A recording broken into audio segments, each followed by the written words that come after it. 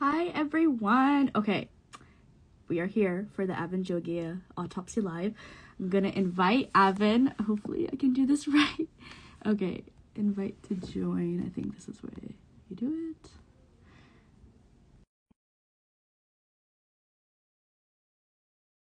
it. I think.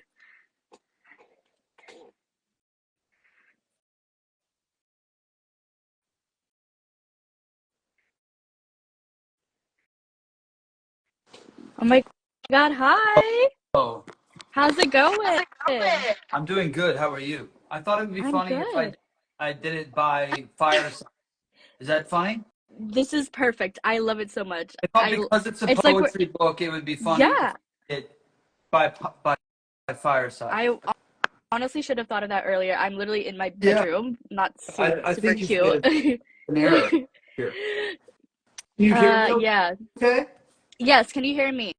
I can hear you great. Okay, perfect. Okay, well, let's jump right into it. So, everyone, hello that's joining. I'm here with Avan Jogia, the Hi. one and only. We all know him. So Avan, this is your second book, like two-time writer you Yeah. are. This is Oh, you. look, you have one too. Can we Yes. compare? Let us compare Yeah, look at tragedies, us. mythologies. No, Look at we I have. absolutely loved it. It's so good. So I read this a few days ago, and then I listened to it on audiobook, which first of all, phenomenal job, like so good. Oh, thank you. Um, yeah, you're That's welcome. I mean, I read my own book, which was fun. Doing the Yeah, audiobook for my own book was a good time. yeah, I had a great time. right. How was that process? Like, how long did it take to literally read your own book? Oh, it was like it took me like 2 days. It was easy. It was Really? like 4 hours in 2 days. It was the easiest thing in the world. Oh my gosh, that's so cool. And I'm sorry if I'm looking down. If I'm looking down, that just means I'm looking at my list of Yes, your questions. But notes, of yes, course. my notes. Just want to make sure I'm on track. But okay, so this book, I would say it's so it really pulled me right in. Every single line and made me feel really deeply connected to the emotions that you expressed. Mm. The way that you used your like language and like the collection entirely is like masterful.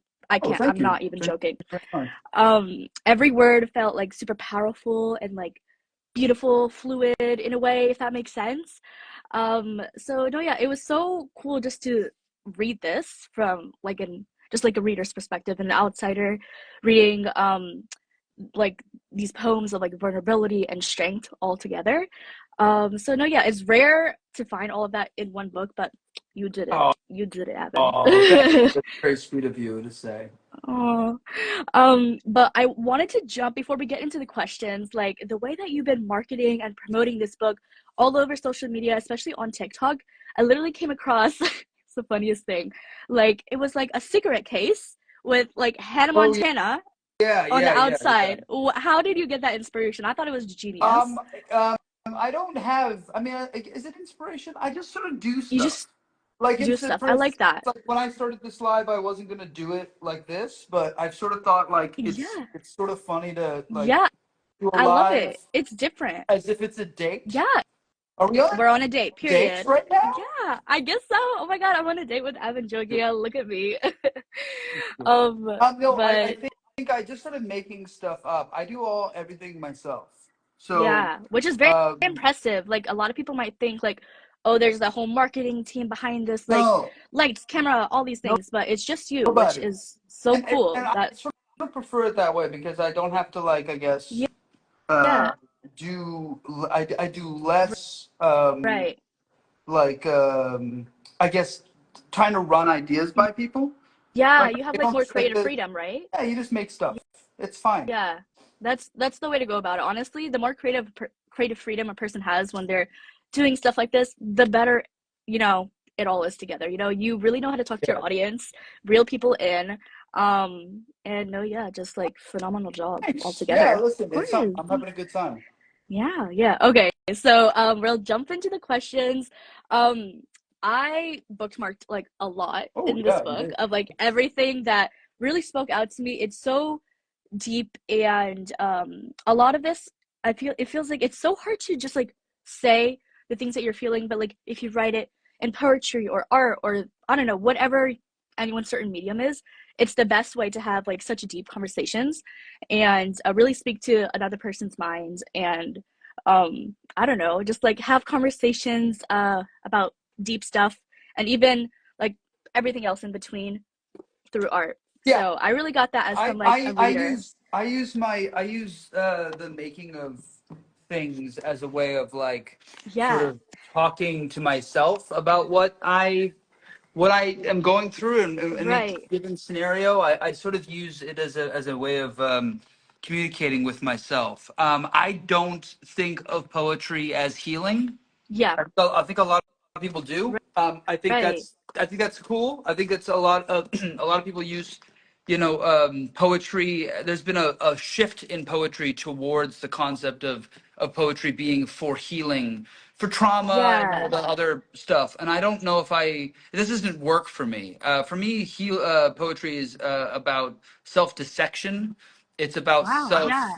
blame. It's also about like being I have a poem in the book that sort of talks about how a lot of poetry is a bunch of sort of people saying about how things have hurt them, rather than being Oh, yeah. being the true vulnerability of of a person is to look at yourself and go, "What have I done wrong?" That's way more Exactly. interesting to me than the concept of somebody going writing a bunch of poetry that is like sort of self. I don't know, Yeah, yeah. It's basically just it's vulnerable, but it's sort of they're full of sort of platitudes and sort of being sort of they're dodging self responsibility. I think. right, right. That's honestly such a poetic way of putting it. Like that right there could have been a poem in itself. Like book three, let's start from there. Yeah, But oh my gosh. Okay, wait. you're doing Oh, I great. thought you were frozen. Okay, we're back. We're back. Okay, just a little blip. Um, but ooh, I don't know why you're frozen again. No. Am I frozen or am I Okay. moving around? On my side, I'm Okay, fine.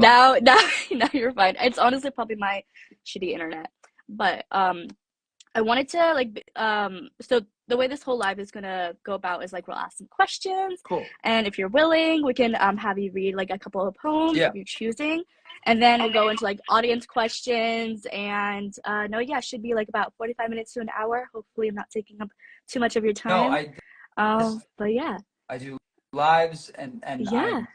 I do videos, and this is the part of the process that's really interesting for me as a book writer because I've done in my mind I've done my job. I Yes. wrote a book, but now another job begins, which is the promoting of the book. So now this is like Right. so I have to I almost change my mindset. This is what I'm doing now. I love it. I And I love love that talking to you. This is wholeheartedly. nice. I Oh, like to thank talk to you. a I love person. talking to you as well. So for an outsider looking in or anyone that may stumble upon this book in a bookstore or just like, wherever books are sold, honestly, maybe even the library, how would you pitch this book? How can you tell us like basically what I'm saying is can you tell us a little bit about this book from a person that doesn't know anything about it? Yeah, this book started with my I was posting silly and stupid things online as we all do now. That's the only thing that we do. Right. I was posting silly things online, and one of the things I posted was this video that got a lot of attention. It got like 30, whatever, 40 million people saw it, and 50,000 people commented on it, and it got like Right. the news talked about it. Oh, wow. It was this video of me talking about how I don't remember aspects of that time of my life because I was partying. I remember this Yeah, TikTok. Yeah, I remember I back in the know, and day. I Yeah. don't know. It got first of all got misconstrued as to imagine that I was drinking on set or anyone was drinking on set, which is just not true.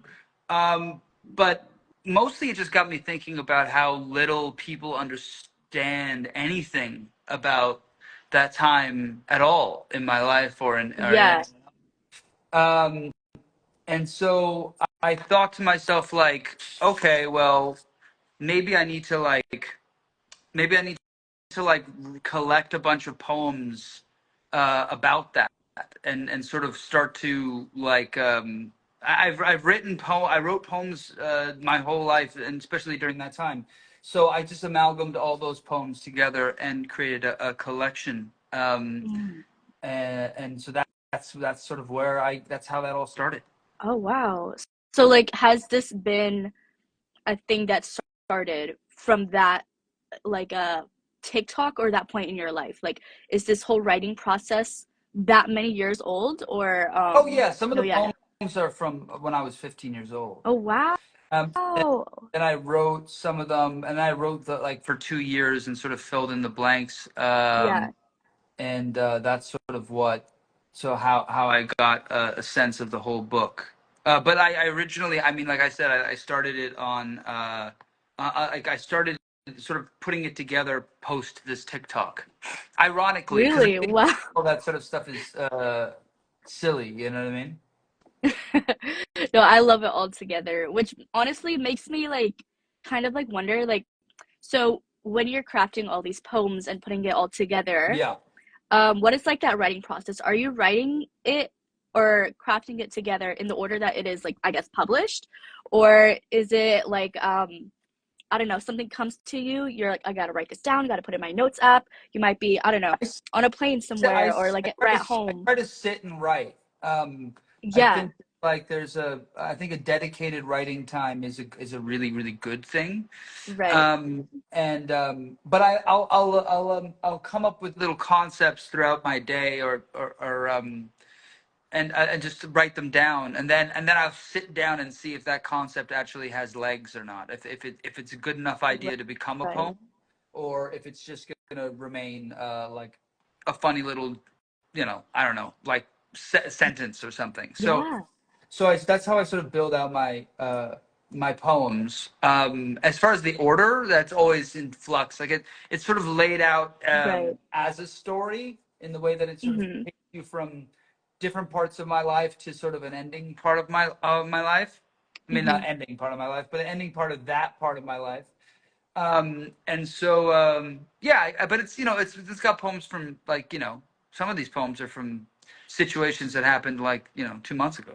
So it's all Wow, over that's the impressive. shop.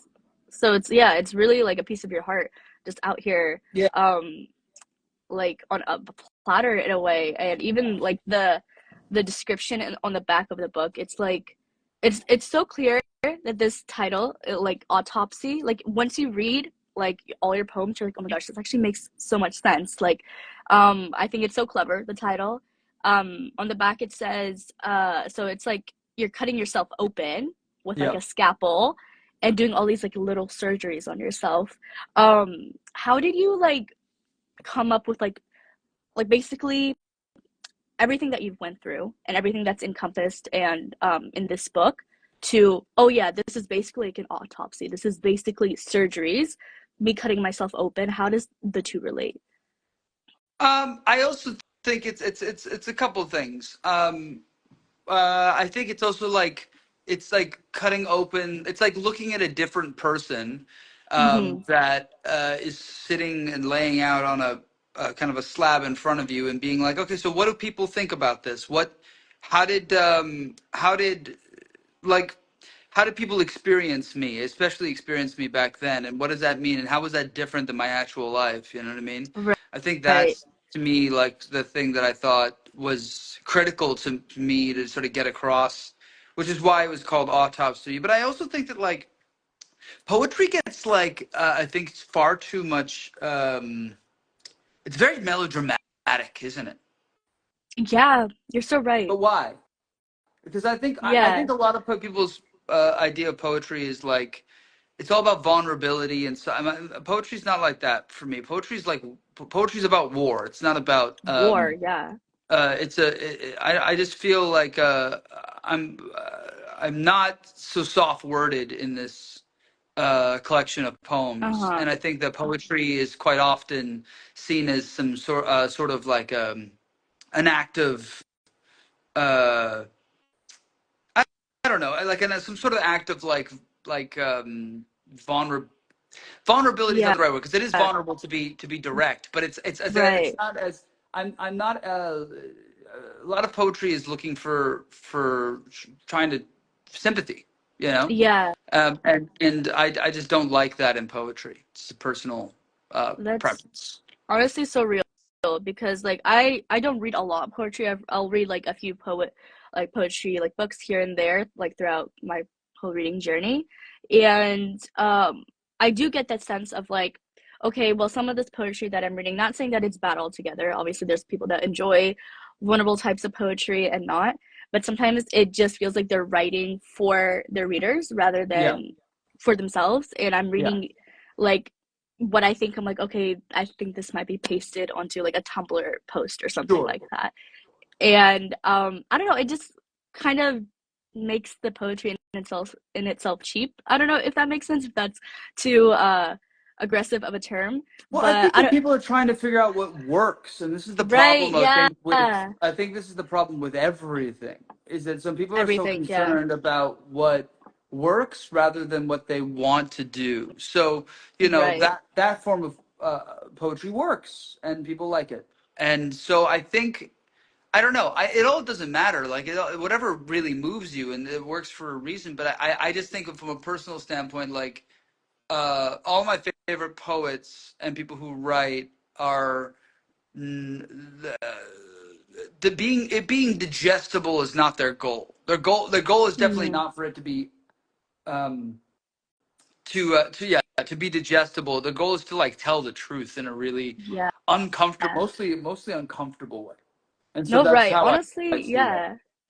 Like even as a reader, if I get that sense of like, okay, yes, this author, this writer Sure. is putting themselves out there and saying the truth, like blanket, most blatant way. And I Yeah. feel the sense of uncomfortableness. That's like a job well done Yeah. because at the end of the day, like I asked for their truth and that's what they've given me. Yeah. Like whether it's making me uncomfortable or whatever, like that's still something that the Yeah, I think writer we're gave out living for in me an to age. consume. We're Yeah. living in an age where people, I don't know, don't really recognize what Yeah.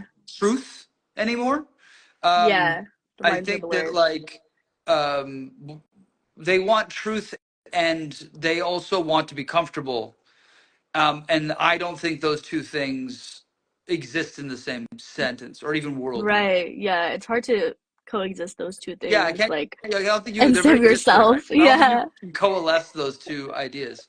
And so, if you Right. want to be comfortable, you can. I don't know if you can have truth, and if you want to be truthful, what you're going to say isn't comfortable. So, Mm-hmm. that's sort of like I guess the methodology with my writing, and then when I like turn that onto my own life and what my life has been so far, I think it's like it's just interesting to think about all the concept of being.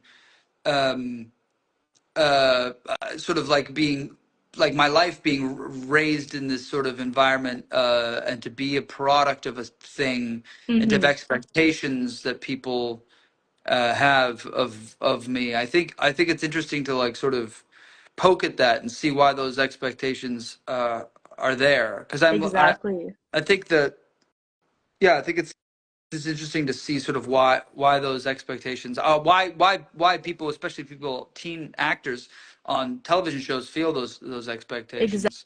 Exactly. Like you definitely touched that in a lot of the like earlier poems that were written. I remember this one, Orange Carpet really stood out to me. Mm. Like, let me go back to it just so I'm quoting this perfectly.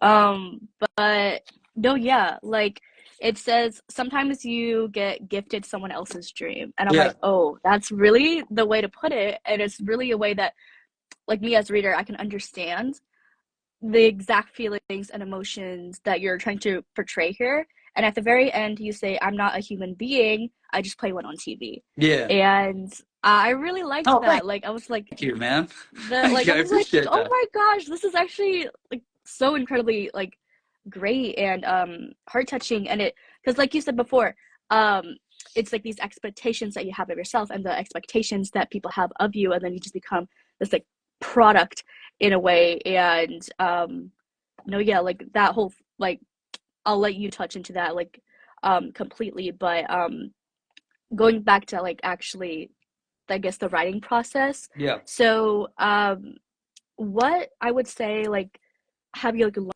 learned from yourself from writing this book, from your first book, like throughout this whole process, whether it be during the writing process or at the very end of it when this is like published in your hands? What's like one or even a few things that like stood out to you that you learned Yeah, I mean, altogether? really like I really like writing. Of all the artistic impulses that I have, it's the thing that I think is the most immediate.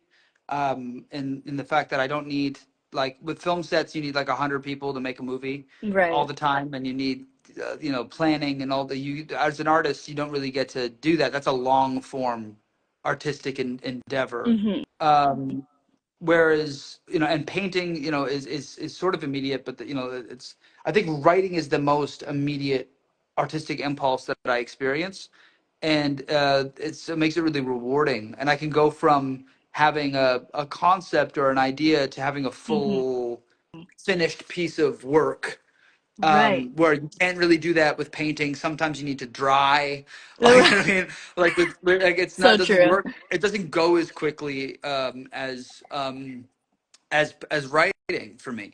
And so during the writing process, that's what I learned. I think primarily is just how much I like it, and also how much it stands in for a lot of um, like a lot of. I was writing about this the other day on my Substack, where I was like, most of your 20s is trying to decide and find out what you like to do. So true. um Yeah.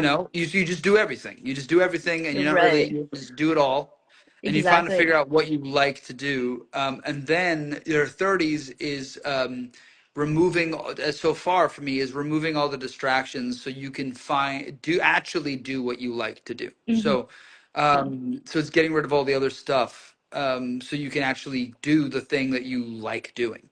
So And true. so for me, it was getting rid of all the other sort of window dressing of my life, my social life, or whatever, just so I could sit down and write every day and make sure I'm writing and make sure I'm doing the thing I actually want to do.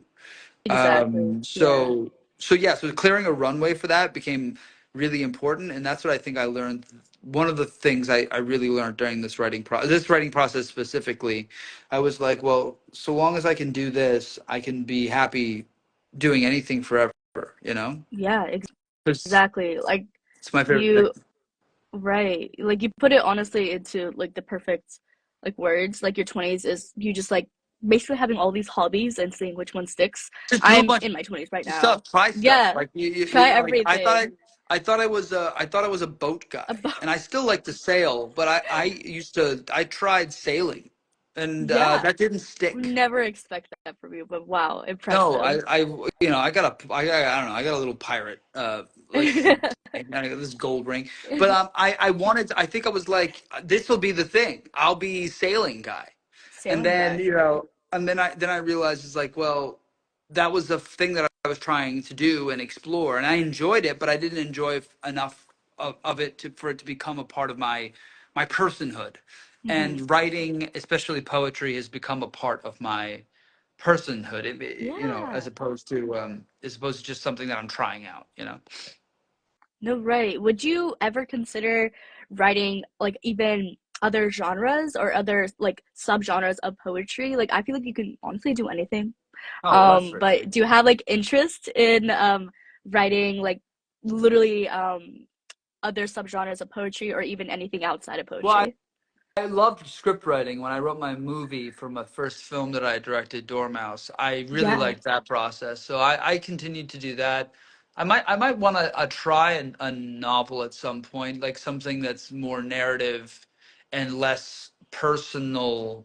I mean, all writing is R- personal, but Yeah. less me front facing. Like I'd like to just write a book Write a book. about a guy, Real. and let it be just about something else other than Just about myself, something. because poetry all innately is always about yourself. Although I think that's one of the things that I've been really bothering me recently about um, poetry, or just art in general, is that Hmm. sort of there seems to be a lack of people understanding that sometimes art and writing is trying on a character.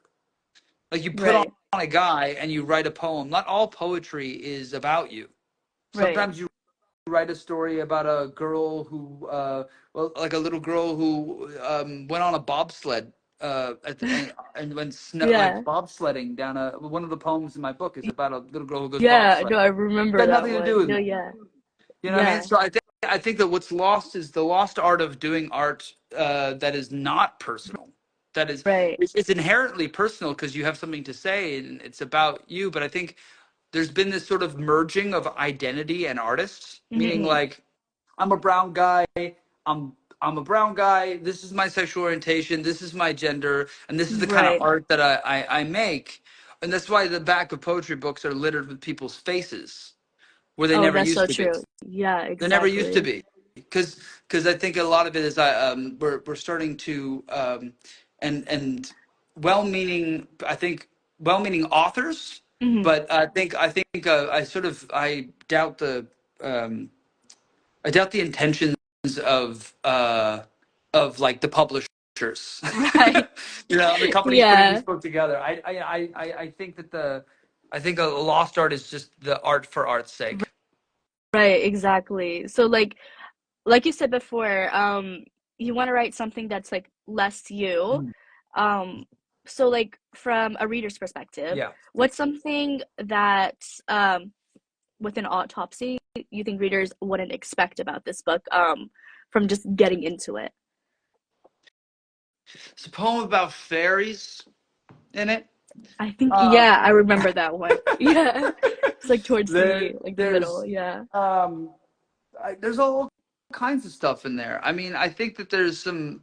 I think for me, I think what will be probably mostly surprising to the reader is just the sort of parallel life that you live as an 18-year-old, 19-year-old when you're shooting on a kids show, but you're 19 and 20 in Los Angeles by myself. Yeah. Um, I don't know how college was for most people, but I think most people uh, had sort of an insane time at college that had very little to do with their studies and had mostly to do with again being in your 20s and Right. discovering what you like. Discovering what Um, you like, yeah. so I think those two things happening at the same time, I think people would find sort of odd. Exactly. Um, and I think also just yeah, it was a weird time, it's a weird time Right. in media. We were at the beginning of Instagram and Twitter. Like these were things that like we were the first people on these apps. Yeah, exactly. And so just sort of, I think it's sort of a, but I talk about also the container into which all of this happens. So it's Hmm. not Yeah. just about my experience, but it's about the experience of like what we did as a society during that time. Like what did we foster and why are we where we are now, Right. No, yeah, that literally reminds me of like I think it's in one of the beginning poems. And I literally talked to my sister about this. I'm like, this really paints it so clearly. Like I'm sure you've gotten throughout your life, oh my gosh, you're from my childhood. Like I grew up with you, all these Yeah. things. But like you said before, you were 18, 19 in LA of all places. You're still a child yourself. You're giving a childhood while experiencing childhood yourself in Yeah. a way. Like and then you touch on like childhood is shouldn't be like this hyperfixation of like nostalgia that we like focus upon on is could you speak more about that if you're Yeah, okay with it? I think and I'll probably read that one. Yeah. Why not? Yeah. At some point. Yeah, go for it. But Yeah. do you want me to read it now? Oh yeah, sure, it's up to you. Up to you. Yeah. No, when is the reading portion? You tell me. But um I do have a few questions, but okay, honestly let's like do that. there's Well, no I'll save structure that to one for this. later. But the poem that you're talking about is called Slime Mouth, and Yeah. it's about I I I I just think that there's such a fascination with nostalgia um, Yeah. in our society, and I think that is a byproduct of people being scared of what tomorrow brings. I Right. think Yeah. tomorrow is really scary. I think the future is really scary, and so I think there's a lot of people who are turning to when they felt most comfortable and then when they felt safe, and that is Yeah. a lot of people's time in their childhood, and it means that it's a lot of people's time with me. And Right. so I mean, I think I think all of us are sort of like unsure of what the next step in all of this is. The last time any of us felt comfortable, we were probably we just didn't know enough. Yeah.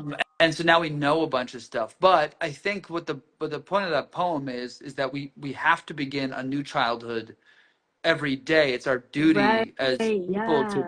to try to make a new childhood rather than sort of um, fantasizing about the childhood from before. You know, Exactly.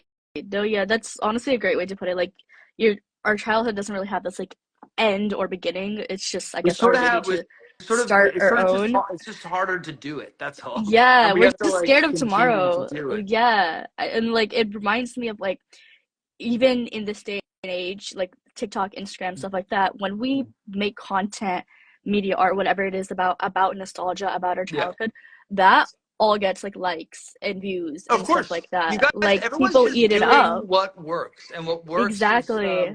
based on a computer algorithm that that is also trained on like specific dopamine responses and things like this. Exactly. No, Like, and right. so when you're dealing with like a sort of a living creature, which is what the algorithm has sort of become, it's like this thing that reacts to certain types of things. And if you change if you say the subject of your thing in 2 seconds, then that's called a hook post. And Yeah, like like we're, it's so yeah, it's crazy.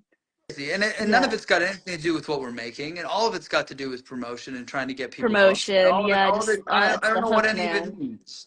And I don't Yeah. think it's good. Like I think it's bad. I think a lot of people go, "Oh, it was better." I think it was better before. Like I think I can Right. objectively say that like the benefit of technology reached a zenith, like reached a critical point where like technology is good, and then from there it just sort of Yeah.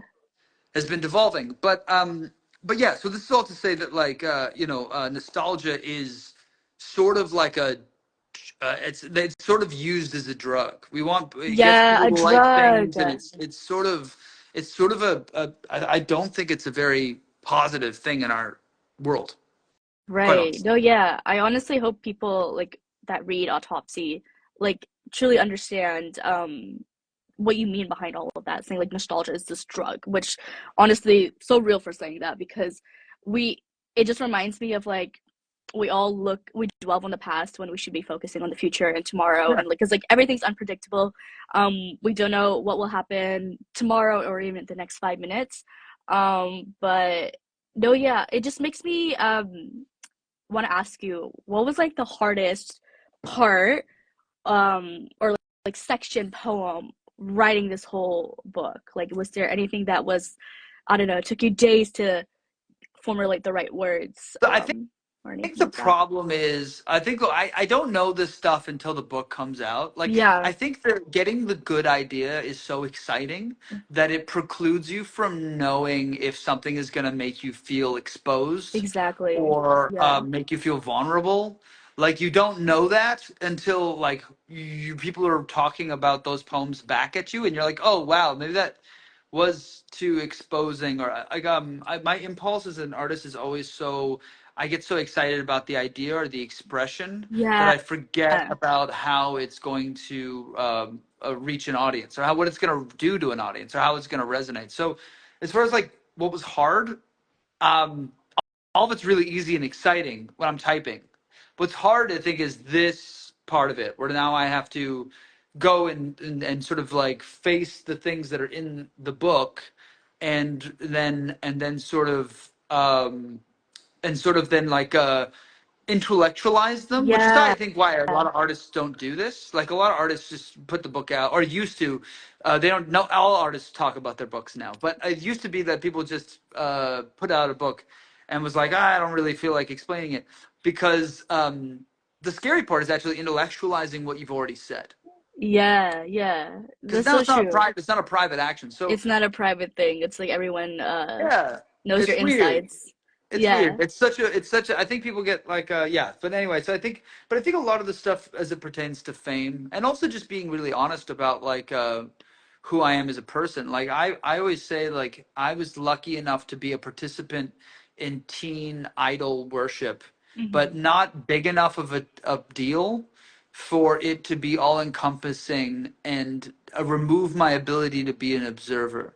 I've been able to be Right. an observer, so I'm like sort of I'm like whatever the example of, like, if there was a class of like teen heartthrobs at the time, I was like at the Yeah. I wasn't big enough to at the I wasn't at the front, but I was like at the back. I was able to be at the back of the class and sort of watch it go on, which Right. allowed me to have a perspective that allowed me to see, to observe it in a way that they maybe couldn't. Yeah, Which I think exactly. has always been a really joyful thing to me. I mean, I've always just been mostly a somewhere between a participant and an observer. But yeah, I think that's sort of like this, as far as like the hard stuff to do, is to decide what you're exposing, of like how,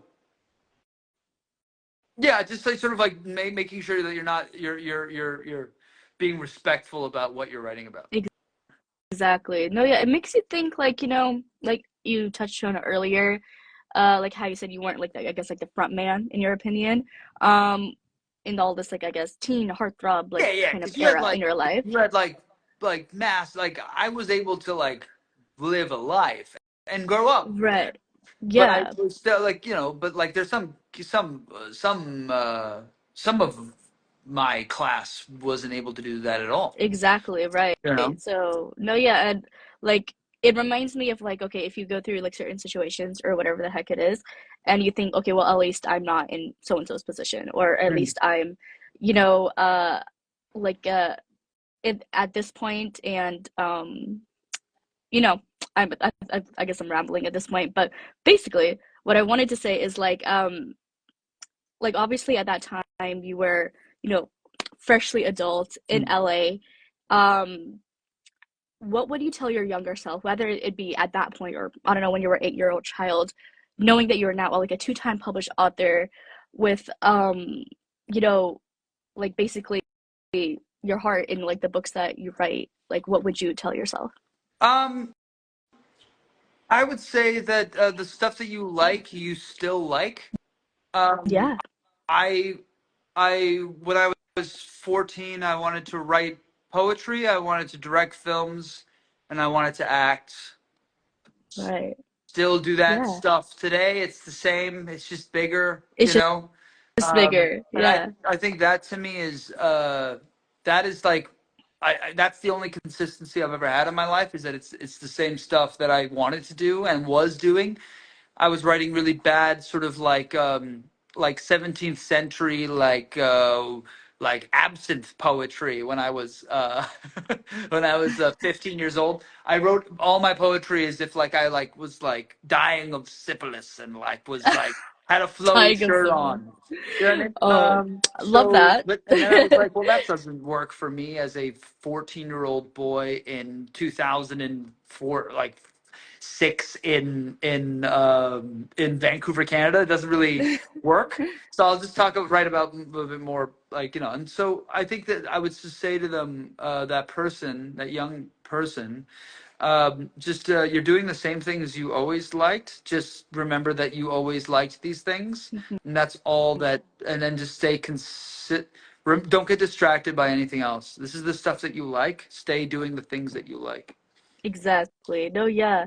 Like, it reminds me of what you touched on earlier about how, like, in your 20s, you're trying to figure out what works and all these hobbies and stuff like that. But then you're talking to your younger self and you're like, no, yeah, just stick to what you like and do the things that you love to do. And yeah, Pretty just like, easy.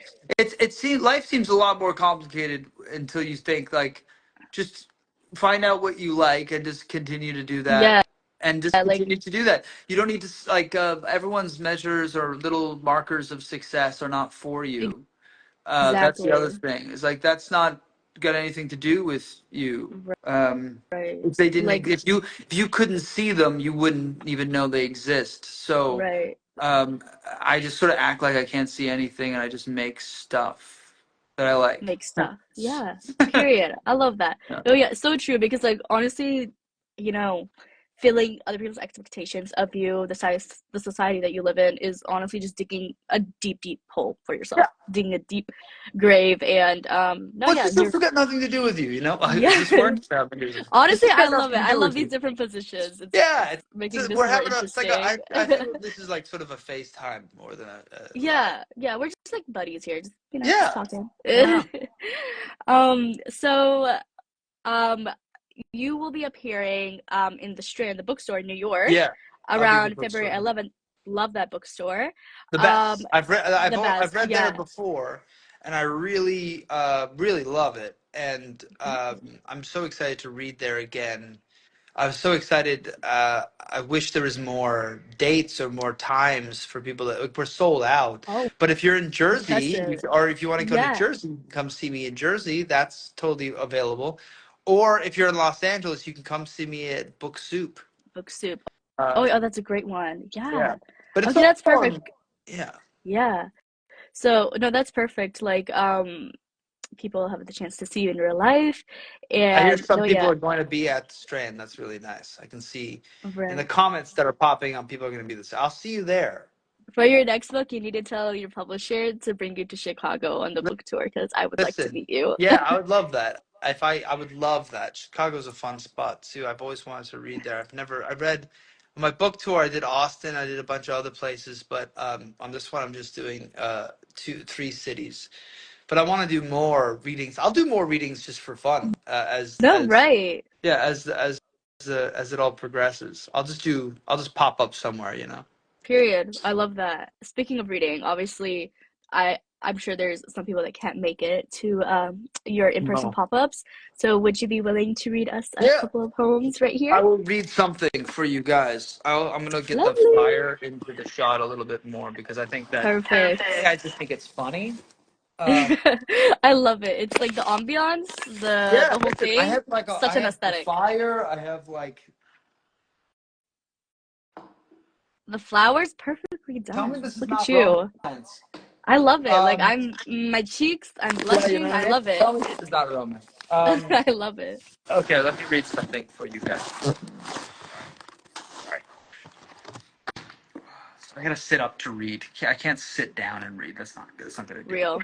Um, Slime Mouth. Where did I put that poem? Oh, here. So, this poem's called Slime Mouth. You're like my childhood, she says, curling her hair behind her ear with her fingers, flirting with me. Personally, if you're gonna try to fuck me, making me contemplate my own death by old age isn't a great start. Me internally screaming into the black hole of my own existential horror is not a hot vibe. Secondly, I'm not like your childhood. I was a guy on a show that you liked when you were 15. Your childhood was strip malls, dry hand jobs, and jumbo-sized Slurpees filled with cheap vodka that tied your tongue bright green. Slime mouth. It was your potential not yet attempted, and the arrogance of feeling like you had time on the clock. You are like 4 years younger than me, by the way, so keep that in mind if what gets you off is me being old. Plus, you are my childhood just as much as I am yours. I spent my childhood making TV for you to watch when you had to look after your little brother, or if school sucked, or if you just wanted to stop growing up for a second. So, really, you are like my childhood, and now I'm older. And as you kindly pointed out, and I'm so much happier. So here's a little unsolicited advice from your elder. Don't idolize your childhood. Don't succumb to the sedative of nostalgia, the heroin of yesterday, slipping what's left of your life into a warm, numb haze, like sliding in the bath with slit wrists. Make new memories with people you love. Move on. I know the world isn't what you expected it to be. It hasn't been for me either. But we must try to build new memories to look back on when we are actually old and gray. Have a new childhood again and again every day. Love it. I'm really bad at snapping, but that's Yeah. one of the like really one of the first poems in this book that really stuck out to me. I'm like, damn, I Cool. need to put that, like, I need to write this down. I need to make t-shirts out of this. I don't I know. gotta, But I gotta put that in my head. yeah. No, yeah, it I really like number one loved reading Cool. it, but then also listening to you um read the whole thing with so much emotion. It's a very great cool experience, and I'm so happy and privileged to be here with you doing this whole thing. Oh, it's very sweet. um what was like the, I guess, the inspiration behind this one, and like how long did it take you to write? Is this something that was flowing through your mind for years, a couple months, a few days? What was the writing process I behind this one? usually start with a line, like something that really like stuck with me. Right. And I'll sort of build it off of that. I just like, I mean, probably it comes from people saying like you're like my childhood. I just think that's an interesting. Um, well, I mean, I'm one of the only people. I'm one of the people on one of the only people I know that people say that to. Right, A weird yeah. thing, right? It's Like it's like most people don't grow up and then people say you're like my childhood. Like that's a weird. It's weird. So I think I sort of started with just that concept and I, maybe that I think sort of turning it around and maybe being like I was also your you were also my childhood. Like my I spent my time yeah. sort of stuff for you. No, Should I read right. something else? Go for it, yeah. The more the better. Okay, this one's called Headlines. Headlines. The actor best known for blank has died. I think it's interesting when an obituary can limit your life to a moment. The teenager best known for throwing up all over the popular girl's dress at prom has sadly passed on. From embarrassment, probably. The man best known for leaving his kids at the mall once by accident has no longer with us, having been tragically slain by his wife. A life reduced to a headline. So odd. I've spent my whole life sick at the idea of what my headline would read. Ill with the vanity of that level of self centeredness, nauseated at the idea of being remembered at all, and furious with the concept of being forgotten. Worried about dying too early, or in a boring circumstance, or in a weird way that overshadows the things that I made. Fake immortality. We don't remember who built the Notre Dame, just that it burned. You will be forgotten. So why concern yourself with legacy? Life is a Japanese Zen garden. Everything loses shape, erodes into sand. So who gives a flying fuck what you're remembered for? Me and my silly little self-made markers of success. Your life isn't the headline. Maybe your legacy is that your kids liked you, or that you helped a little old lady across the street, or that you planted a garden, or whatever the hell you're supposed to do when you are normal and not sick with vanity. The fucking headline screaming out at me in black and white, Ex-teen star dies in industrial meat grinding accident. Wow. I love that one. No, yeah, I remember that one so vividly, like as you're reading the whole thing. But no, yeah, that was very beautifully Cool. said. Like so impressive. What was Thanks. like the inspiration behind that one? Um, I just, I think you see a lot of, I mean, unfortunately, all the people that you like in your childhood on television or or music or whatever, not all of us make it to Yeah, 30. A lot of us yeah, die. exactly. And so, and you hear about people talking about the deaths of these people that meant something to them in their childhood, and uh, I don't know. It's so it just feels so uh, empty. The sort of Right, yeah. the sort of sympathy and or sadness. It's just it feels weird. And I just found at some point, like for all of us, like that eventually will come, and then eventually they write the article, as Right. for our people like me who have been on shows like that. They write the article, and the existential concept of that. I did all those things that you do in your life. Mhm. Um, and what you've meant to certain people, how I was as a brother, how I was as a father, how I was as a husband, how I was as a friend. All of Right. that doesn't seem to that doesn't go into the article. That all that goes into the article is just sort of the 30 seconds that someone will spend. And again, like going back to the sort of terrible beast that is the media at this particular point in our existence, is yeah, yeah, whatever makes somebody click on something.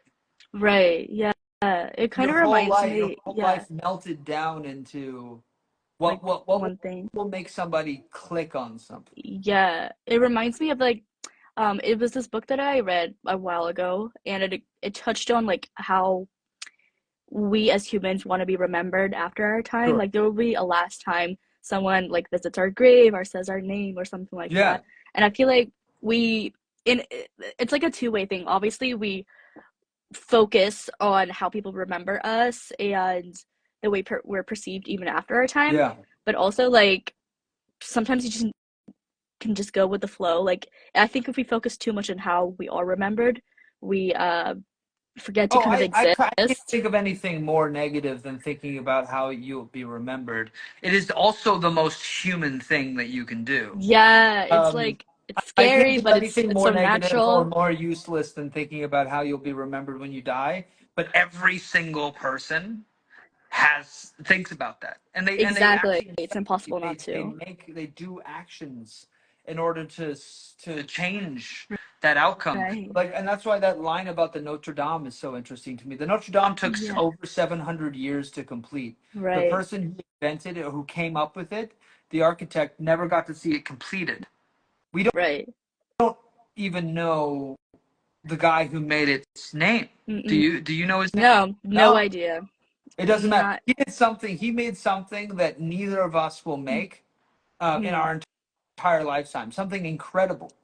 Uh, right. and we still don't even know who he is. Exactly. It's So like, what is the point? what's the point? Right. Like, Yeah. we, I guess as humans, focus so much on like the products that we can give out and, Yeah. have our name Yeah. like Blazing slapped the whole stuff. onto That's how it you and get stuff like stuff like that. people like Trump, like putting their name on everything. Like, Exactly. it's the fear of death The fear and of death. Yeah. a fear of being forgotten and a fear of being not important. And the truth is, you are not important. You will be forgotten, and Yeah. you will die. So, We will die. Yeah, exactly. yeah. All You right. know, listen. I said it was gonna be. I said, listen. You wanted to talk. You wanted to do a poetry talking. I Yeah, didn't it's bring up. deep You shit. know, we're gonna Yeah. talk about death Yeah. anyway. Is the I love that. No, it's honestly um so real and And this is the funny thing like about the article reads Avan Jogia, you will die is the article, just oh because you know what I mean? Because wow. yeah, The clicks, we're the all the hooks. we're all going the same way, you know. Shall I I read love another it. one? Go for it. Yeah. Then we got to wrap up, don't we? We got Yeah. 8 minutes or so. Yeah. So whatever which one you want. Yeah, some of these are like just really. I like the list ones the most. I don't know, like there's the ones where I got a Yeah. chance to like run them as a list, and that was really the. Yeah. I like Well, those this is too. I think appropriate for what we're doing here. This is called Okay. sex joke during the J14 interview. Oh, Two perfect.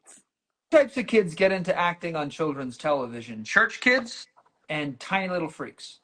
Go ahead and guess which one I was. The church kids are good because they're amazing singers. They know what they're doing. They're great at doing what they're told, and because they've learned scripture, they can recite whatever garbage shit these shows write for them. Then there was us, the tiny little freaks. The advantage that we had on the church kids is that we had that spark, the X factor. The X factor here being the early stages of some form of mental illness. We seem to go one or two ways. We'd either get bored and decide that we could use our superpowers for more rewarding things, or we'd completely implode, becoming drug-addled messes. I did the former. I say mostly because I was lucky that my parents weren't fuck-ups. It was funny watching the church kids and the tiny little freaks interact. The terse-controlled laughter of a church kid as a tiny little freak made a wildly inappropriate sex joke during the J14 interview. Anyway, this is less of a poem and more of an observation. I wrote that down. So, Wow. so we know that this wasn't really a poem so much; it was just something I thought. I love that. Like it's like J14 literally just like I mean I remember that like so like vividly. Yeah, it was It was a big such deal. a Like when thing you of went its to the grocery time. store, you had to convince your mom that Yeah, J14. exactly. No, I literally remember like opening Yeah, them at yeah, the grocery yeah. stores and like reading it for free and Yeah, you get to read it, and uh then that's what you'll do. right. You're never gonna. I mean, I don't know how your parents were, but I think a lot of people it's like we're not gonna buy this, No, but you yeah, can it read was it. never You buying can it. It do it. was always reading it like in the store and then just putting it back on the shelf. And like even like as a person that, you know, I grew up watching you and everything like that, reading all that, like it's so impressionable on like kids and even I guess you reading about yourself and stuff like that. Yeah. Um and no, yeah, it just makes you think like, oh my gosh, I can't believe, you know, I thought these things, read these things, believed in these things Yeah. in this like dumbass magazine. What are the But what can you do to attract the perfect boy? All of it was exactly, oh like my about gosh. making you feel inferior and making Right. the boys seem unrealistic and therefore inhuman. Like um, Exactly.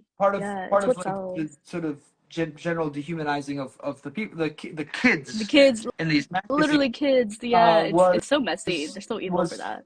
was a lot of just making these kids seem like they, for especially for the boys, making us boys seem like we were something that had to be won or something that had to be tricked or understood. Right. And I think part of that is just making these boys into fantasies, and so Fantasies, therefore yeah. they're not human. So you know, No, right. Like so many, like especially girls in that era, like those little girls and kids and yeah, stuff like that, were just so impressionable, and then we just yeah, begin this like parasocial relationship with the people that we read about in these of magazines, and course. it's so unhealthy. Then you grow up and you're like, damn, I can't believe I thought this was okay. Like I romanticized this. I Yeah, you yeah, know, and hyperfixated it's no this. one's fault other than the people who Yeah, I don't even know if it's their fault. Here's the other thing: like, the people who put them exactly. together, they're just like, that's what we do. We did Yeah. it in the '70s, and we're doing it now, and John Travolta, and like, like they just think about the other people that they did this to, and then they're just like, yeah, we that's what we. Don't you guys like that? And No, I think right. Yeah. I think we just have a bigger responsibility. I think to what we think is important, and it's I am sort of pleased with. I think younger people care a lot and want Hmm. things to be different, and I think that is the very first step of any kind of change, substantive change. Absolutely. No, yeah. I'm glad we're like, yes, we experienced that era of time where people had these pair social relationships with like celebrities and what Yeah, have you, but we're also having that conversation of like, okay, yeah, this is not okay. How can we change this? How can we keep everybody safe in this yeah, situation and not be like place a wrong impression on like a younger yeah, audience and stuff like that. absolutely. And yeah, I feel like a lot of your readers that read Autopsy, like my age or older or younger, in between, anyone that is going to read your book will get that Oh, sense of like, that's good. yeah, this conversation and the importance of it. Yeah, um I'm so sad we didn't have much time for audience Q&As. I do have like a list of we can like, do a couple. Like, it's fine if yeah, we like run. why not, yeah, there's some like rapid fire questions in here. Yeah. Hold on, let me just like, Did you okay, collect some? You collected some. I All did right. collect some. Good. I had some people DM me and were like, okay, they're not really anything to have to do with your book, but they're just like cutesy fun Okay. questions. Cool. Okay, so are you a morning person or a night like Uh, owl? I was a night owl. I am now, because of the expansion of my family, a morning person. I'm up early. I'm doing stuff. There's things to do. And so much of my 20s was being a night owl, like very late into the evening, and then you wouldn't see me in the morning. But now I'm a morning person. It changed. It It did. changed. Oh yeah, real. Um. Oh, I don't okay. think I'm ever going to So be that dad that's like getting up at like 4:30 with a cup of coffee and being like, "Hey, why aren't you up?" But I definitely am up way earlier than I was in my 20s. period. I love that. No, honestly, I think I'm at that point in my life because I'm like a grandma. Like I need to be in bed Yeah, at like 9 p.m. and with my book in hand yeah, and I'm like a cup sleeping. of What are we tea. talking about? Yeah, yeah, literally. Like that's just it's I love my peace. What can I say? Yeah. Um, okay, so someone asked, uh, okay, so what were I guess reactions to anyone in your life to you writing poetry? Like I guess the um is this something that I guess I think what they're trying to say is this something that people knew beforehand or Well, I guess they would yeah. have known it from the first book. That Right. probably would have been an indicator that I do poetry. But I think it just generally like it's not something that I like lead with as a person. Mm-hmm. It's certainly something that I like is personal to me in a large variety of ways. But I think that's not that's but I don't really I don't like I like being a poet, but it's not the great thing about my books and my Substack is it feels like a very personal relationship I have with the people who like Mm-hmm. those sorts of things. You know, Exactly. I would much rather have like a smaller intimate relationship with the people who like that sort of thing, like poetry and like Yeah. writing. Like I'd rather have an intimate relationship with them than try to than that's what these books are for. So I don't really talk about it like if I'm doing interviews for like a big show or whatever that I'm on that I'm acting in or I Yeah. don't really talk about like I don't go, oh, and this is Avan Jogia, the actor of this show and poet. Like it's not something that I really walk around. Right. Are there any like albums or artists, sorry, someone asked this question, that like shaped your writing style?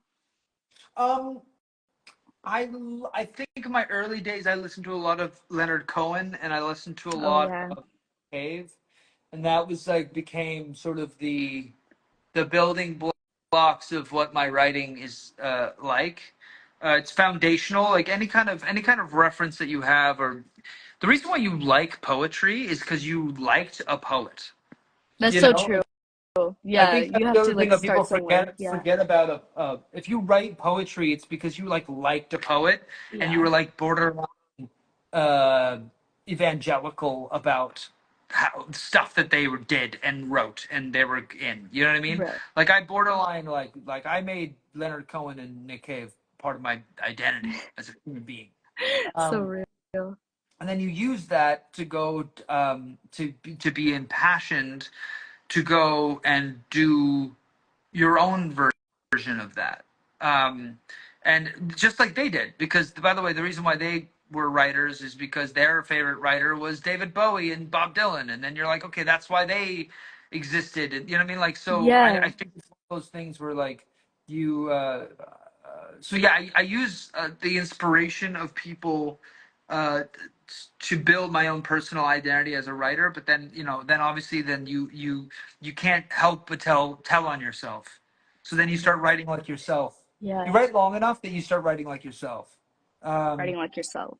you Yeah. sort of reveal yourself to yourself as far as like what your voice is.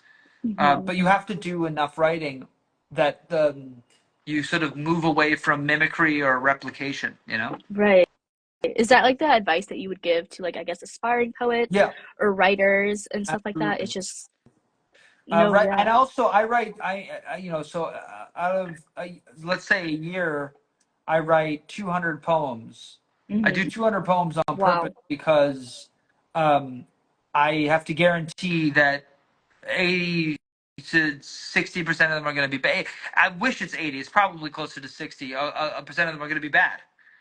So once you write that amount, then you can sort of melt down those. And sometimes I write the same poem three times in a way Oh, yeah. that like I have an idea Like for Yeah. instance, I'll have a concept about like let's say like let's take nostalgia, right? The idea of nostalgia. I'll have that concept and I'll write it one way and then I'll write it another way and I'll write it another way, almost on accident. And then I realize that like, oh, like I'm talking about the same thing here three times, and this is the better This poem. is the one that This is the sticks. better Oh, I love poem. So Slime Mouth is a series of like four other poems I was writing about the concept of nostalgia and how I think it is a drug and a poison. Um, but that was that you know the one that got through, the one that I thought was the best piece of writing was Slime Mouth. It was Oh, so almost the that name of the book, Slime Mouth. Slime Mouth. I like that. I love that title. And yeah, it's honestly one of the poems that really stuck out to me as Cool. well. Um so like I wanted to ask what's next for you? Like I know this is coming out Tuesday Yeah, for anyone that's this is very much what's next for me. what's next. I'm doing this. Okay. Um, I'm gonna do this. I'm gonna go. I'm gonna be doing a show at the Strand, as you mentioned. I'm gonna be reading at the Strand, and then I'm gonna go to New Jersey and do a show there, or do a reading, a signing there, and then I'll do a signing in LA, and then I'll be home, and Lovely. I'll be enjoying my life. And then I have a show that I shot on Amazon that's gonna come out later at some point. That was on Amazon. It's me and Dove Cameron. Oh It's yeah. a show Yeah. last year, so that'll be out at some point. Can't wait for that Um, one. and that's basically what I'm doing, man. I'm just doing stuff, and then I'll just continue to make stuff, you know. Makes stuff. Yeah, I'll be here for it 100%. Thank you so much, Avan, for talking Thank to you. me. And like you said before, this literally felt like a FaceTime, Yeah, like just two. It's our date actually. Like we're yeah, actually on a date. That's it. yeah. It's a date. um, It's a date. no, yeah, but honestly, I had such a great time Yeah. dissecting this whole thing, and I'm so excited for all your readers and future readers to get into this book and love it just as much as I do. And you appreciate your craft altogether. And no, yeah, like you said, just keep making stuff. I'll be here for Cool. it. I know everyone else will be. And no, yeah, like I Send me take your stuff. work very I'll send seriously. you stuff as I make it. Thank you so Thanks. much. I won't take up too much of your night. See you guys. But no, yeah, thank you everyone else for joining the live. Everybody. Autopsy is going to be sold anywhere where books are sold, online, in stores. And make sure you guys get your copy because you do not want to miss out on this one. All right, bye. Thank you, everyone. Have a great night.